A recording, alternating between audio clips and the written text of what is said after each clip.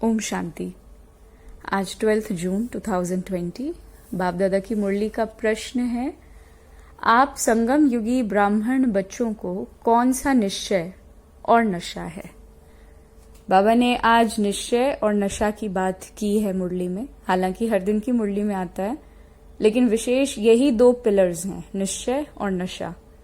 तो बाबा कहता है किस बात का निश्चय और नशा होना चाहिए, किनको? संगम युगी ब्राह्मणों को। बाबा ने आज से 4-5 दिन पहले की मुरली में कहा कि संगम युगी वही कहलाएंगे जो बाबा को याद करेंगे या बाबा की श्रीमत पर चलेंगे, है ना। तो उन बच्चों को कौन सा निश्चय और नशा है, ये आज की मुरली में देखते हैं। आज बाप दादा बोले, मीठे बच्चे, अभी तुम ईश्वरीय औलाद हो। तुम्हारे में कोई भी असुरी यानी आसुरी गुण नहीं होने चाहिए। अपनी उन्नति करनी है, गफलत नहीं करना है। बाबा बोले ओम शांति, और बाप बैठकर बच्चों को समझाते हैं। अक्सर करके मनुष्य शांति को पसंद करते हैं। घर में अगर बच्चों की खिटखिट है तो अशांति रहती है। अशांति से दुख भासता है और शांति से सुख भासता है। यहां तुम बच्चे बैठे हो, तुमको सच्ची शांति है और तुमको कहा गया है कि बाप को याद करो। अपने को आत्मा समझो। आत्मा में जो आधा कल्प से अशांति है वो निकलनी है शांति के सागर बाप को याद करने से। तुमको शांति का वर्षा मिल रहा है तो ये भी तुम ही जानते हो कि शांति की दुनिया और अशांति की दुनिया बिल्कुल अलग अलग है। आसुरी दुनिया, ईश्वरीय दुनिया, सतयुग, कलयुग किसको कहा जाता है ये कोई मनुष्य मात्र नहीं जानते। तुम कहेंगे हम भी नहीं जानते थे। भल कितने भी पोजीशन वाले थे, पैसे वाले को पोजीशन वाला कहा जाता है ना। गरीब और साहूकार समझ तो सकते हैं। वैसे तुम भी समझ सकते हो कि बरोबर ईश्वरीय औलाद और आसुरी औलाद है ना। चाहे गरीब हो साहूकार हो, पैसे से समझ का तो कोई लेना देना नहीं होता। हालांकि बाबा कहते हैं कि जो साहूकार हैं उन्हें अपने ही धन दौलत का इतना नशा है कि उनको इन बातों के लिए फुर्सत नहीं है। बाबा कहते हैं वैसे तुम भी समझ सकते हो कि बरोबर ईश्वरीय औलाद और आसुरी औलाद होते हैं। अभी तुम मीठे बच्चे समझते हो कि हम ईश्वरीय संतान हैं। ये पक्का निश्चय है ना। तुम ब्राह्मण समझते हो हम ईश्वरीय संप्रदाय स्वर्गवासी विश्व के मालिक बन रहे हैं। हरदम वो खुशी रहनी चाहिए। बहुत थोड़े हैं जो यथार्थ रीति से समझते हैं कि सतयुग में है ईश्वरीय संप्रदाय, कलयुग में है आसुरी संप्रदाय। पुरुषोत्तम संगम युग पर आसुरी संप्रदाय बदली होती है और अभी हम शिव बाबा की औलाद बने हैं। बीच में भूल गए थे ना। अभी फिर से इस समय जाना है कि हम ही शिव बाबा की संतान है ना। इस समय फिर से वो चीज रियलाइज की। वहां सतयुग में कोई भी अपने को ईश्वरीय औलाद नहीं कहलाते, वहां है ही दैवी औलाद। इनके पहले हम आसुरी औलाद थे और अभी ईश्वरीय औलाद बने हैं। हम ब्राह्मण बीके हैं, रचना है एक बाप की। तुम सब भाई बहन हो और ईश्वरीय औलाद हो। तुम जानते हो कि बाबा से राज्य मिल रहा है। भविष्य में जाकर हम दैवी राज्य में जाएंगे, है ना। तो बाबा कहते हैं क्या कि हम क्या हैं, अभी पुरुषोत्तम संगम युग पर आसुरी संप्रदाय बदली होती है। अभी हम शिव बाबा की औलाद बने हैं, बीच में ये बातें भूल गए थे, है ना। बाबा उसी पे कहता है कि इनके पहले हम क्या थे, आसुरी औलाद थे, अब ईश्वरीय औलाद बने हैं। हम ब्राह्मण बीके हैं। बाबा कहता है ना, बालक सो मालिक। जिसने इस संगम युग पर अपने को क्या समझा, बाबा का बच्चा समझा। उस निरहंकारी स्थिति में जैसे बच्चा होता है, कोई भी चीज सजेस्ट करता है, अगर उसके सजेशन को ना मानो तो बिल्कुल एक मालिक की तरह उसको बच्चे की तरह मासूमियत के साथ स्वीकार कर लेता है। लेकिन उसके सजेशंस बिल्कुल एक मास्टर की तरह होते हैं। इस चीज से बिल्कुल बियॉन्ड कि मेरी बातों को एक्सेप्ट भी किया जाएगा कि नहीं, है ना। तो बाबा कहते हैं यहां जो बालक बनेगा वही क्या है, मालिक है। तो बाबा आज उसी चीज को रिफ्रेश कर रहा है कि क्या हो, तुम बच्चे हो, तुम ईश्वर की औलाद हो। औलाद की तरह ये पूरा लाइफ जियो, स्टूडेंट लाइफ। रचना है एक बाप की और तुम सब तो भाई बहन हो और ईश्वरीय औलाद हो। तुम जानते हो बाबा से राज्य मिल रहा है। भविष्य में जाकर हम दैवी स्वराज्य पाएंगे और सुखी होंगे। बरोबर सत्युग है सुख का धाम और कलयुग है दुख धाम। ये सिर्फ तुम संगम युगी ब्राह्मण ही जानते हो। आत्मा ही ईश्वरीय औलाद है, ये भी जानते हो कि बाबा स्वर्ग की स्थापना करते हैं। वो रचता है ना, नर्क का क्रिएटर तो नहीं है, उनको कौन याद करेंगे। तो तुम मीठे मीठे बच्चे जानते हो कि बाप स्वर्ग की स्थापना कर रहे हैं। वो हमारा बहुत मीठा बाप है, हमको 21 जन्मों के लिए स्वर्गवासी बनाता है। इससे भारी वस्तु कोई नहीं होती, ये समझ रखनी चाहिए। हम ईश्वरीय औलाद हैं तो हमारे में कोई आसुरी अवगुण नहीं होना चाहिए। अपनी उन्नति करनी है, समय बाकी थोड़ा है, इसमें गफलत नहीं करना चाहिए, भूल ना जाना। देखते हो कि बाप सम्मुख बैठा है, जिनकी हम औलाद हैं। हम ईश्वर बाप से पढ़ रहे हैं दैवी औलाद बनने के लिए, तो कितनी खुशी होनी चाहिए। बाबा सिर्फ कहते हैं मुझे याद करो तो विकर्म विनाश हो जाएंगे। बाप आए ही हैं सबको ले जाने के लिए, जितना जितना याद करेंगे उतना विकर्म विनाश होंगे। अज्ञान में जैसे कन्या की सगाई होती है तो याद बिल्कुल छप जाती है, बच्चा पैदा हुआ और याद छप जाती है। ये याद तो स्वर्ग में भी छप जाती है, नरक में भी छप जाती है ना। बाबा क्या कहता है, 21 जन्मों के वर्षे की बात करता है। तो एक जन्म ये संगम योगी, जिसमें स्टूडेंट की तरह पुरुषार्थ, और फिर बाकी के 20 जन्मों में एकदम 100% उसका प्रारब्ध। बच्चा कहेगा ये हमारा बाप है। अब ये तो बेहद का बाप है जिससे स्वर्ग का वर्षा मिलता है, तो उनकी याद छप जानी चाहिए। बाप से हम भविष्य 21 जन्मों का फिर से वर्षा ले रहे हैं, तो बुद्धि में वर्षा ही याद है। ये भी जानते हो कि मरना तो सबको है, एक भी रहने का नहीं है, जो कि बाबा कहता डियरेस्ट से डियरेस्ट यानी प्यारा से प्यारा है, सब चले जाएंगे। ये सिर्फ तुम ब्राह्मण ही जानते हो कि ये पुरानी दुनिया अब गई की गई, उसके जाने के पहले पूरा पुरुषार्थ करना है। जबकि ईश्वरीय औलाद हैं तो अथाह खुशी होनी चाहिए। बाप कहते रहते हैं बच्चे अपना जीवन हीरे जैसा बनाओ। वो है डीटी वर्ल्ड, ये है डेविल वर्ल्ड। सतयुग में कितना अथाह सुख रहता है, वो बाप ही देते हैं। और यहाँ तुम बाप के पास आए हो, यहाँ बैठ तो नहीं जाएंगे ना, ऐसे नहीं कि सब इकट्ठे रहेंगे, क्योंकि बेहद बच्चे हैं, कितनों को एक ही जगह रखेंगे, है ना। यहाँ तुम बहुत उमंग से आते हो, हम जाते हैं बेहद के बाप के पास।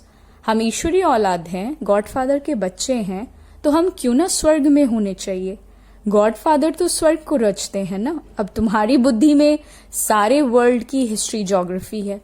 जानते हो हेवनली गॉडफादर हमको हेवन के लायक बना रहे हैं, कल्प कल्प के बाद बनाते हैं। एक भी मनुष्य नहीं जिसको ये पता हो कि हम एक्टर हैं, गॉडफादर के बच्चे। फिर हम दुखी क्यों हैं, आपस में लड़ते क्यों हैं। हम आत्माएं सब ब्रदर्स हैं ना, ब्रदर्स आपस में कैसे लड़ते रहते हैं, है ना। बाबा ने कहा तुम सब क्या हो, तुम्हारा अपना एक रिलेशन है ना। तो आपस में लड़ाई झगड़ा किसी भी तरीके का नहीं होना चाहिए, लड़कर खत्म हो जाते हैं सब। यहाँ हम बाप से वर्षा लेते हैं। ब्रदर्स को आपस में कभी भी लून पानी नहीं होना चाहिए। यहाँ तो बाप से भी लून पानी होते हैं, अच्छे अच्छे बच्चे लून पानी हो जाते हैं। माया कितनी जबरदस्त है, जो अच्छे अच्छे बच्चे हैं वो बाप को याद तो पड़ते हैं। बाप का कितना लव है बच्चों पर, बाप को तो सिवाय बच्चों के और कोई है ही नहीं जिसको याद करें। तुम्हारे लिए तो बहुत हैं, तुम्हारी बुद्धि इधर उधर जाती है, धंधे आदि में भी बुद्धि जाती है। हमारे लिए तो कोई धंधा आदि भी नहीं है। तुम अनेक बच्चों के अनेक धंधे हैं, हमारा तो एक ही धंधा है। हम आए ही हैं बच्चों को स्वर्ग का वारिस बनाने। बेहद के बाप की प्रॉपर्टी सिर्फ तुम बच्चे हो, गॉड फादर है ना, तो सभी आत्माएं उनकी प्रॉपर्टी हैं। देखिए बाबा ने कितनी बड़ी बात बोल दी। माया ने तुम्हें छीछी बनाया है, लेकिन क्या है, हम बाबा की प्रॉपर्टी हैं। बाबा कहते हैं कि अब गुलगुल बनाते हैं बाप। बाप कहते हैं मेरे तो तुम ही हो, तुम्हारे ऊपर हमारा मोह भी है। चिट्ठी नहीं लिखते हो तो ओना हो जाता है। अच्छे अच्छे बच्चों की चिट्ठी नहीं आती, अच्छे अच्छे बच्चों को एकदम माया खत्म कर देती है। जरूर देह अभिमान है। बाप कहते रहते हैं कि अपनी खुश खैराफत लिखो। बाबा बच्चों से पूछते हैं बच्चे तुमको माया हैरान तो नहीं करती। बहादुर बन माया पर जीत पहन, बाबा कहते हैं बहादुर बन माया पर जीत पहन रहे हो ना। तुम युद्ध के मैदान में हो ना। कर्मेंद्रियां ऐसे वश करनी चाहिए जो कुछ भी चंचलता न हो।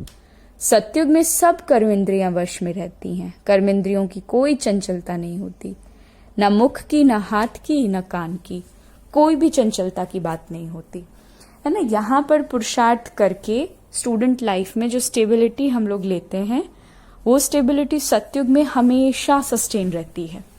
बाबा कहता कोई भी चंचलता नहीं होती, वहां कोई भी गंदी चीज होती ही नहीं। यहाँ योग बल से कर्मेंद्रियों पर जीत पाते हो तो बाप कहते हैं कोई भी गंदी बात नहीं करना, कर्म इंद्रियों को वश में करना, अच्छी रीति पुरुषार्थ करना।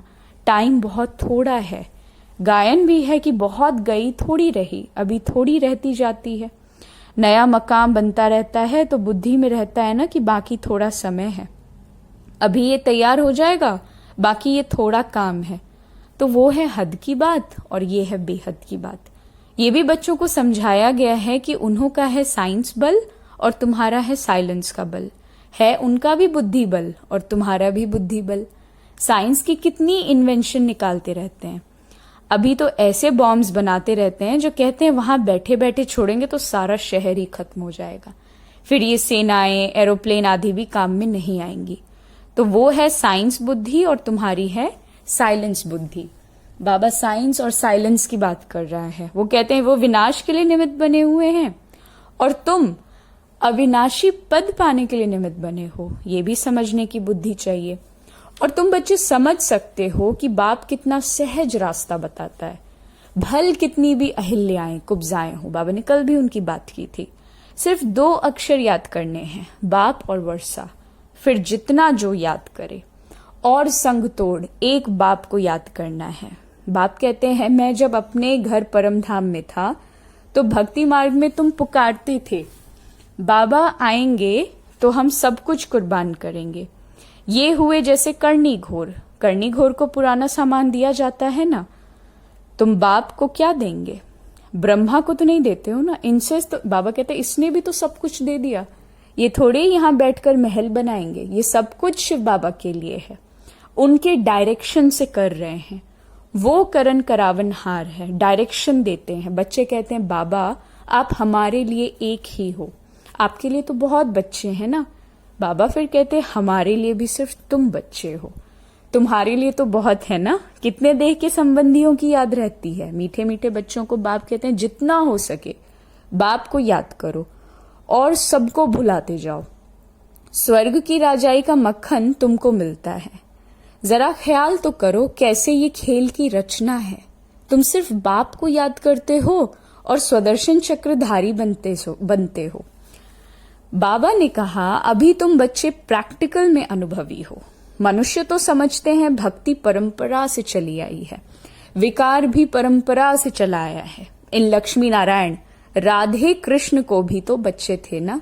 अरे हाँ, बच्चे क्यों नहीं थे, परंतु उन्हों को कहा जाता है संपूर्ण निर्विकारी। बाबा कहते हैं यहां है संपूर्ण विकारी, 1-2 को गालियां देते रहते हैं। अब तुम बच्चों को बाप श्री श्री को श्रीमत मिलती है तुमको श्रेष्ठ बनने की। अगर बाप का कहना नहीं मानेंगे तो फिर थोड़े ही बनेंगे, अब मानो ना मानो। सपूत बच्चे तो फौरन मानेंगे, पूरी मदद नहीं देते हैं तो अपने को घाटा डालते हैं। बाप कहते हैं मैं कल्प कल्प आता हूं, कितना पुरुषार्थ करता हूं, कितना खुशी में ले आता हूं।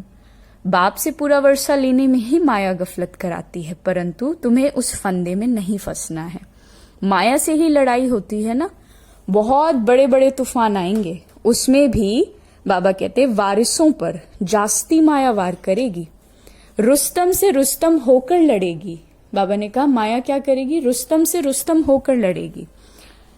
मतलब जितना हम आगे बढ़ना चाहेंगे उतना माया उन चीजों में यानी पुराना संस्कार उतना ज्यादा बैरियर बनेगा, बड़े बड़े तूफान आएंगे। बाबा कहता जैसे वैद्य दवाई देते हैं तो बीमारी सारी बाहर निकल आती है ना, तो यहां भी मेरे बनेंगे तो फिर सबकी याद आने लग पड़ेगी। तूफान आएंगे, इसमें लाइन क्लियर चाहिए। हम पहले पवित्र थे, फिर आधा कल्प अपवित्र बने हैं, अब फिर वापस जाना है। बाप कहते हैं मुझे याद करो तो तुम्हें स्वर्ग का वर्षा मिलेगा।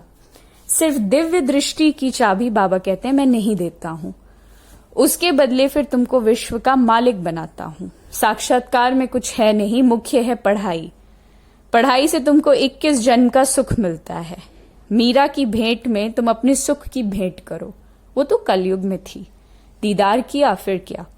भक्त की माला अलग है, ज्ञान मार्ग की माला अलग है। रावण की राजाई अलग है, तुम्हारी राजाई अलग है। उनको दिन और उनको रात कहा जाता है। अच्छा, और आज की मुरली में जो बाबा ने हमसे प्रश्न पूछा निश्चय और नशा का, तो उसका यही सार है कि हम बच्चों को निश्चय और नशा है कि क्या है, अभी हम ईश्वरीय संप्रदाय के हैं, हम स्वर्गवासी विश्व के मालिक बन रहे हैं। संगम पर हम ट्रांसफर हो रहे हैं, आसुरी औलाद से ईश्वरी औलाद बन 21 जन्मों के लिए स्वर्गवासी बनते हैं। इससे भारी कोई वस्तु नहीं होती। कल को कोई पूछे क्या सच में आपको भगवान पढ़ाता है, तो इसका सबसे बड़ा प्रूफ क्या है, बाबा के पास हर सिचुएशन से खुशी खुशी निकलने की चाबी है, यानी ज्ञान है, समझ है। दुनिया में कोई प्रिय वस्तु किसी से चली जाती है, किसी करीबी का हमसे एक कह लीजिए सेपरेशन हो जाता है, डिपार्चर होता है, किसी ने शरीर छोड़ दिया, तो माना जाता है वो सबसे भारी दुख है। शिव बाबा के पास उस चीज का भी, उस भारी दुख का भी बिल्कुल सहज तोड़ है। इसीलिए बाबा कहता है याद रखो कि तुम सच में ईश्वरीय संप्रदाय हो। अच्छा, मीठे मीठे सिकिलदे बच्चों प्रति माता पिता बाप दादा का याद प्यार और गुड मॉर्निंग। रूहानी बाप की रूहानी बच्चों को नमस्ते। हम रूहानी बच्चों की रूहानी बाप दादा को याद प्यार, गुड मॉर्निंग और नमस्ते नमस्ते। धारणा में बाबा ने वही बात कही, याद के बल से अपनी कर्म इंद्रियां ऐसी वश में करनी है जो कोई भी चंचलता ना रहे। टाइम बहुत थोड़ा है, इसलिए अच्छी रीति पुरुषार्थ कर मायाजीत बनना है।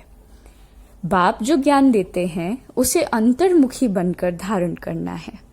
कभी भी आपस में लून पानी नहीं होना। बाप को अपनी खुश खैराफत का समाचार जरूर जरूर देना। और वरदान है निष्काम रहम दिल भव, निष्काम रहम दिल भव। युक्ति पावर साफ कहता है कि अब हर आत्मा को भटकने व भिखारीपन से बचाने वाले निष्काम रहम दिल भव।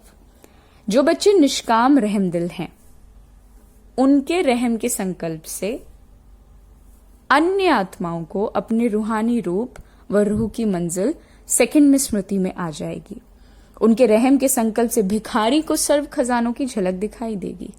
भटकती हुई आत्माओं को मुक्ति व जीवन मुक्ति का किनारा व मंजिल सामने दिखाई देगी। वे सर्व के दुख हरता सुख करता का पाठ बजाएंगे। दुखी को सुखी करने की युक्ति व साधन सदा उनके पास जादू की चाबी के मुआफिक होगा। और स्लोगन है सेवाधारी बन निस्वार्थ सेवा करो, तो सेवा का मेवा मिलना ही है। लेकिन कोई सेवा की, उसके पीछे किसी प्रकार का स्वार्थ है, तो निश्चय ही उस चीज का एक नेगेटिव रिजल्ट जरूर मिलेगा। ओम शांति।